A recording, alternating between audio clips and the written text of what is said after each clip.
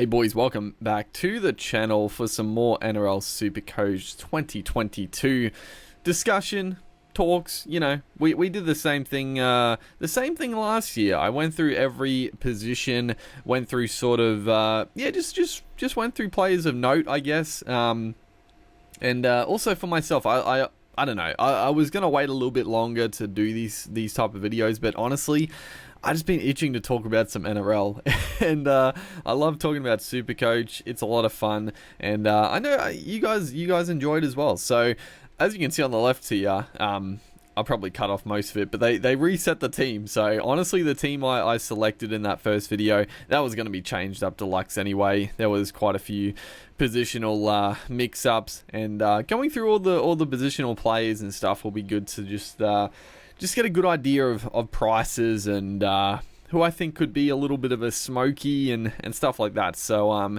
yeah, let's get into the first cab off the rank, so to speak, the dummy halves, the hookers.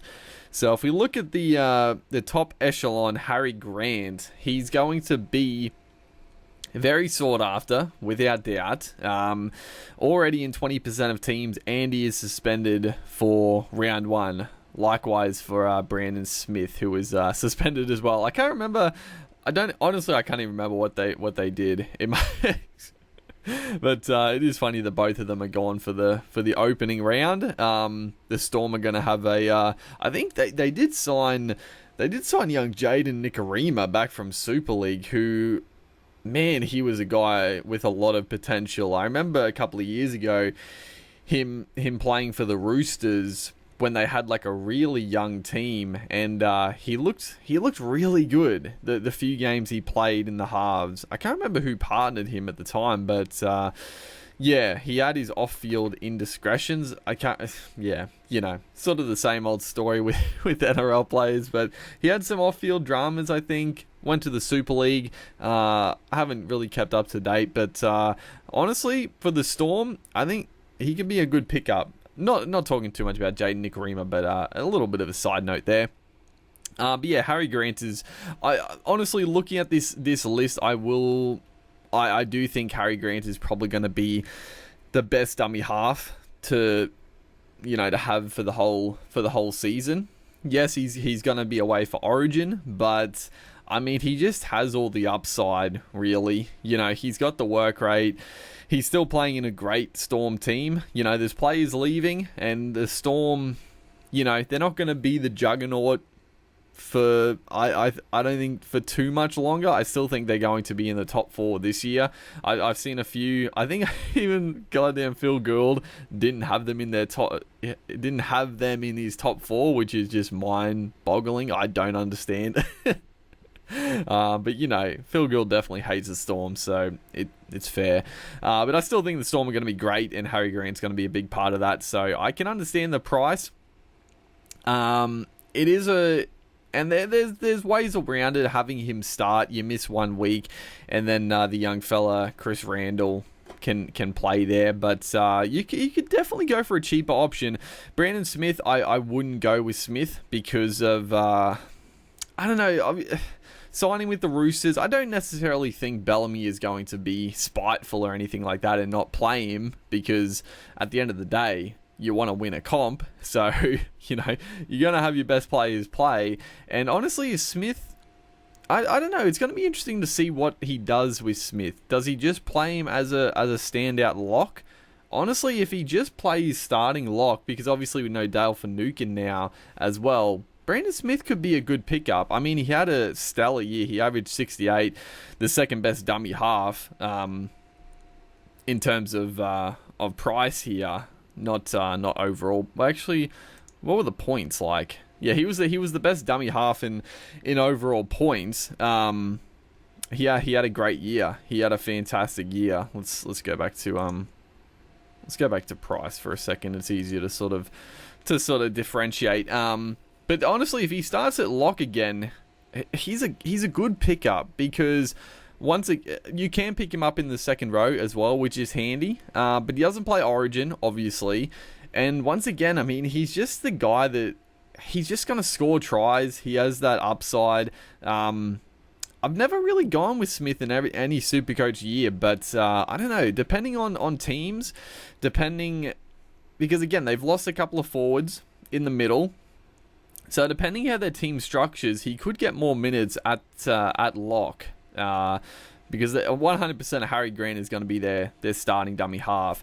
Go down the list, and again he's quite a bit cheaper than Grant. Reed Marnie again, quite a bit cheaper. Not a whole heck of a lot. Him and Damien Cook. Out of these two, Damien Cook definitely piqued my interest quite a bit. He's still, again, he averaged 65 for the year. It was definitely a pretty down year for Damien Cook standards over the last couple of seasons. I just, in Supercoach and also just in general NRL, I don't know, he just didn't have the impact of previous years, I felt. And I don't know, it was a strange year for Cook in my opinion. He wasn't bad, but I don't know, he didn't have a standout season. Now again, it's going to be interesting. No Wayne Bennett, no Adam Reynolds. They still have a very strong team without doubt, but it's a risk going with Cook early in the season, I would say. I think for me, he's probably going to be a bit of a wait and see to see how the Rabbitohs actually perform without Reynolds as their starting halfback, because, Reynolds is a guy that, he's not underrated. Like, a lot of people rate him as one of the better halfbacks in the comp, or one of the best halfbacks in the comp, but he's not a guy that gets, like, the player of the matches. He's not a guy that's scoring a couple of tries, getting like 3 or 4 try assists. It's Cook, it's Walker, and Mitchell to an extent. They're the guys around him that get all the sort of the accolades and the stats. But Reynolds is a guy that steers the ship, so it's a wait and see. But I'm definitely interested in Cook. Cameron McInnes as well. He's owned by. I'm honestly a little shocked he is owned by 35%. I think most people have picked him up in the second row department. But I would imagine he's gonna play starting lock for the Sharkies. But they did sign Dale Finucane. I am a little surprised he's so highly owned. McInnes is a Supercoach gun, and at 535, that's definitely below his usual mark, but he didn't play a game last year. Was it an Achilles or was it a knee? I can't remember what it was, but he missed the whole of last season. He's coming back from a very serious injury. They've signed Dale Finucane to the Sharks, and also the Sharks are, I don't know, a lot of moving parts, I would say, with the Sharks. I'm very keen, and honestly, I am definitely leaning towards starting McInnes in the second row, because he's definitely undervalued. And if he plays big minutes at lock, he's gonna average 60 plus, I would say. But it is a risk. It is a risk to start with McInnes, but I'm probably leaning towards a majority on that one. Jaden Brayley, unfortunately, is gone for the year. I don't think he was probably going to be in too many people's teams anyway, but it is obviously a shame. Connor Watson, oh man, Connor Watson was good for us last year, but he's gone to the Roosters. He's back to the Roosters, and I think he's going to be really good for them in real life, but the Supercoach output is just not going to be there. They've got Victor Radley is going to be the starting lock. I'm assuming Sam Verrills is going to be their dummy half, but in saying that, Connor Watson, potentially, he could jag that number 9 spot, but honestly, I think Watson he's such a good number 14. He can come on, play in the middle. He can play in the halves. He's just such a good player. He's such a good player. I'm sad that he left the Knights, honestly.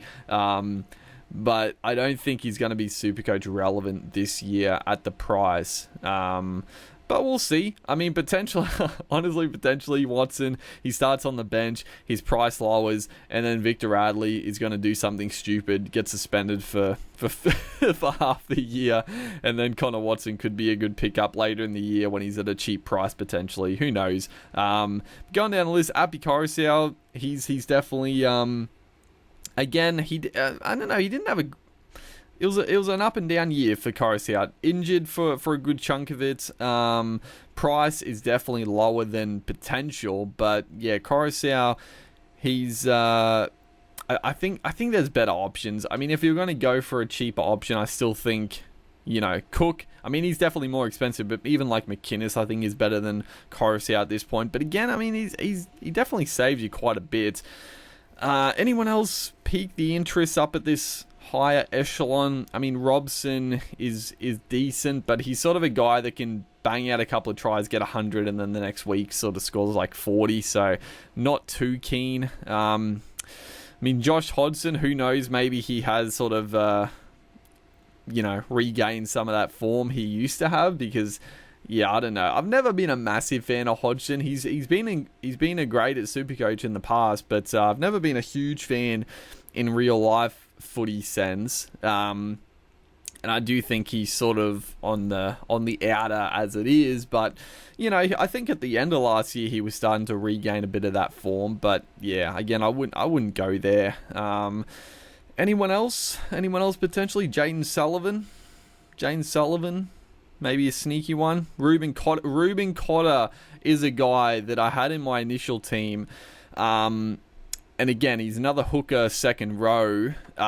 This one depends on team list, but he is definitely high on the watch list. I think I don't know. I don't know what's better, having him as a second row or a dummy half. I probably think there's probably better options in the dummy half department, because there's only 2 spots obviously available. In the second row you've got 6, so I think Cotter is probably a guy you pick up in the second row, and I think he's very high on my priority list. But I could, if you wanted to go cheaper, if he gets like a starting lock spot, I mean, you could go Cotter as your starting dummy half, save a lot of money, and he could score very well, in my opinion, if he has a an uninjured year. So I'll wait and see on team list for that one, without doubt. But who knows? Tamalolo, he could just get that lock spot, and then Cotter's sort of a no-show at that point if he's on the bench. Anyone else? Sam Verrills.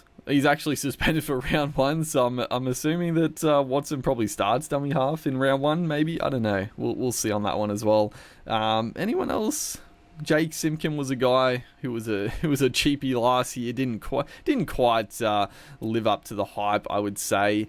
Tom Starling is showing glimpses, but again, Hodgson is there. If Hodgson wasn't there and Tom Starling was getting that starting spot, then he's a Damien Cook-esque potential player, but again, he's probably going to be a number 14 slow burn type player, so wouldn't go there. Manasi Fine, he's still here, dude. I don't know. I think I saw a while ago something about Finu's court case getting updated, but still like nothing really has happened there. Oh man, what a talent who is just getting wasted year after year. And I mean, if he's guilty, like, he just should be gone from the game. But it's just dragging on and on and on. So unfortunately, Finu, I mean, he's an absolute Supercoach gun, but I think it's another year not playing for Finu. So yeah, that's that. Anyone else? So the big one here, Chris Randall, 49% owned. He is. I think he's not locked in. He's not locked into that dummy half spot. There is also, there's guys like Phoenix Crossland, Curtin Mann potentially. There's a couple of guys, but I think Randall he's the player to beat out for that starting dummy half spot. And as a cheapie goes, I think you don't get too much better at 245 starting dummy half. Makes. He's a tackle machine, makes 40 plus tackles, scores you 40 plus points, average about 40-45. I mean, he's going to make good money. So yeah, it's a good pickup. I think most people are going to go there. So it's not. I don't know. There's not too many other options you could really go in front of him, depending on any crazy team lists potentially. But I guess we'll see on team list Tuesday when it rolls around. But anyone else sort of note? Jane Nicarimo, guy I talked about. It looks like he might be getting that starting spot. Maybe I don't know. I saw like an initial sort of potential Storm list, and I think they had him at dummy half. But I mean, for one, he might play one game there, and then that'll be it because Brandon Smith and Harry Grant come back. So it's definitely a trap. It's definitely a trap. If you see Nikorima get named at dummy half, I would not go there. He's a good player, but I don't see him really cracking that Storm outfit unless injuries and suspensions roll through.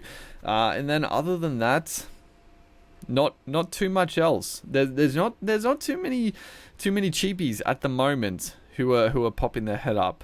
Will Smith actually signed to the Titans. I mean, he's honestly a guy that could get some minutes at the Titans. I mean, he's a decent player for sure. So I would maybe keep an eye on him because the Titans are a team that could use a dummy half. Because let's actually see. I guess Aaron Clark is there. Yeah, Aaron Clark is the guy that's probably going to get the spot. He's at 300k. Do they have anyone else? Who is there? Who is there? Well, let's go through the teams here quickly. So anyone for the Broncos? Not maybe Corey Pakes potentially. Turpin. I still like Turpin. So I don't expect Pakes to get a spot, but if Pakes, has a good preseason, maybe Turpin is a bit out of favour. Pakes, he is a young gun coming through, so maybe at 205 he could get a spot there. Kobe Hetherington for some reason is dual second row and hooker, even though he's not a dummy half for sure. He's a bit of a strange one. He potentially might get more minutes of the Bronx, but 300k definitely I wouldn't be too keen. The Bulldogs, I mean the Bulldogs have a better team, but again I just don't see any of their dummy halves really being too valuable, I would say. I mean, Jeremy Marshall King is 400k, so yeah, not too much there. Cowboys we talked about. Robson, he can have good games, but not anyone I'd be too keen on. Ruben Cotter for sure I'm keen on, depending. The Dragons, McCulloch. I mean, McCulloch, honestly, at 450, that is way cheaper than his usual. I mean, he sort of slips under the radar a bit, McCulloch. And he usually averages a lot more, but for some reason, I don't know. The Dragons didn't quite average what he's usually more about that 60, but yeah, I wouldn't go McCulloch. I think there's better options. Reed Marnie, definitely a sought after player. The Knights, as we said, Brayley's out, so Randall is definitely a good option. Panthers, Rabbits, Raiders, Roosters. So yeah, look at all the options for the Roosters. So obviously Verrills is probably the front runner after he serves a suspension. But the young guy there, Lussick's played there. Lachlan Lamb is more of that. Well, it's going to be interesting with Lamb. With Watson going to the club, Lamb was a really good number 14 for them, but probably misses out altogether. Kieran has been good for them in the centres over the years, but he probably misses out with all their players back.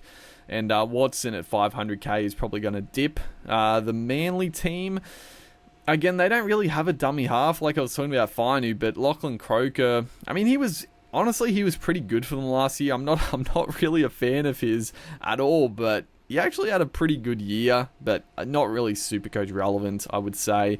The Sharkies, Blake Brayley, just not really relevant, honestly. He averages that 40 to 50, not too much more. The Storm, we've talked about the Storm. They have plenty of options. The Tigers, Jacob Little, Simpkin, those two guys, both decent. The Titans are the team I was sort of looking at, weren't I? Yeah. So we got Booth, Aaron Booth. The name sounds so familiar. Where did he sign from? Then you got Tanner Boyd, Aaron Clark, Will Smith. They're all sort of, none of them really stand out. It's probably going to be Aaron Clark, who, I mean, at 300k, it's pretty cheap, but yeah, he doesn't play 80 minutes. They usually have like a Boyd on the bench, or maybe Will Smith will get a bench spot. And honestly, at 200k, if Smith got more minutes, maybe, potentially. And then the Warriors, honestly, not Wade Egan. Nikorima, I wouldn't really go near. Jazz Tavanga is, he's a bit tempting at 400k. I mean, again, like he played 22 games, but he was definitely, like, he always carries injuries. They have a really strong forward pack, so it's probably a no-go for Tavanga. But I mean, if he plays big minutes, he's a 60+ average. But yeah, it's a bit up in the air at the Warriors. They just have so many forwards at the moment, so it's a bit tough. But yeah, that's pretty much the hook is done and dusted. I think for me, I'm leaning toward. I mean, Randall is just such a certainty. And then who was I looking at the other one that was pretty cheap? Yeah, Cotter. Cotter, honestly, he's a bit of a smoky for me. If he gets a starting lock spot and, you know, they do shift Tamalolo into the front row, which I just don't see them doing, but I don't know. We'll see what they do. But if that happens, I might take a leap and go with Cotter as my starter, just to save so much money for elsewhere. But if not Cotter, then I think I'd probably just stick with Grant and have him serve the week off, and then just have him for the rest. But you know, Cook and McInnes definitely also have some interest for me as well. The rest of them, not so much. So the hookers, I don't know. I feel like there's not that many options this year, in all honesty. But yeah, that's the hooker discussion. Let me know in the comment section who you're looking at. Any potential smokies that have your interests this year. But other than that, make sure to like and comment. We'll go through the rest of the list in future videos. Make sure to stay tuned, and I'll see you guys then.